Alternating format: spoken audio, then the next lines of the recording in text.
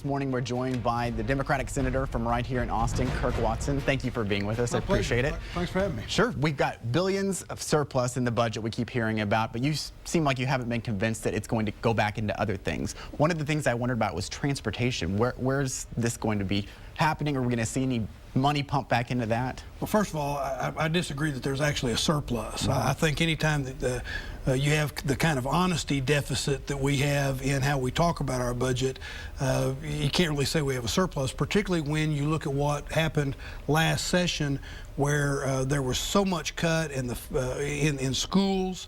There was a failure for the first time in the known history of the state to fund enrollment growth. So and we didn't pay for a lot of health care needs that we're going to have to deal with in a supplemental appropriation. But with regard to transportation, we're badly behind. And we all know when we're stuck in traffic that we need more road projects, we need more transportation projects, and it's going to require, I believe, an honesty about the need for additional revenue to pay for those projects. And right now, I don't see the kind of effort at the legislature and among the budget writers to be able to do that. And I think we as Texans will lose if we don't have our needed infrastructure. You are also on the Higher Ed Committee, the Vice Chair. Yeah. And I know that one of the big university-related topics that's been coming up is recently college campuses may be having guns. Is this something you realistically see happening this time? Well, I opposed that last time. Look, here's the deal as we talk about, we're talking about people wanting to feel safe and be safe.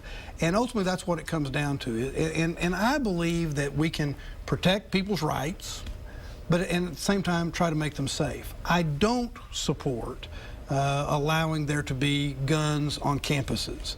I think that leads to people being, on balance, more unsafe than safe. And I opposed it last time, and I'll oppose it again this time. Is that conversation taking away from the other higher ed issues you guys have to deal with? Oh, no. You know, I think we'll have the complete and full discussion. This will be one of those aspects of the discussion about higher ed, but I personally will be in opposition, and we can make people safe without the need of allowing that bill to be passed, because I actually think it puts people in a more unsafe position.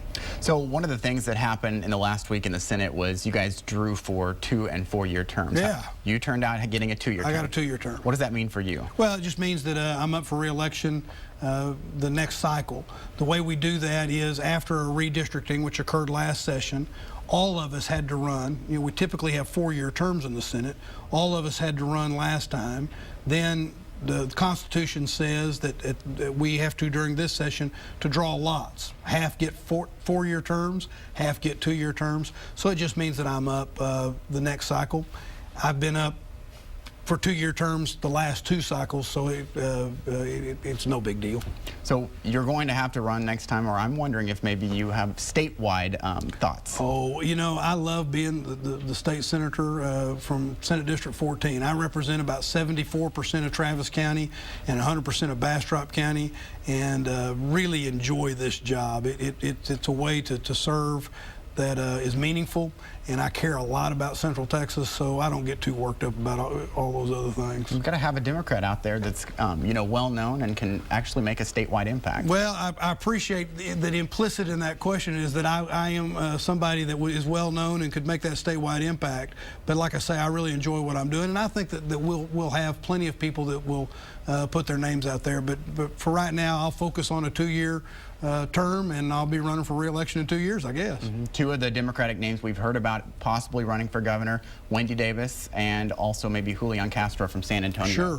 Do you think that those people might be the face that Democrats need to actually get a statewide office? Oh, you know, I think both those are great potential candidates. I think both of them have proved themselves as being very successful and very smart and capable and very good campaigners. Senator Davis won in a district that was very difficult for her to win.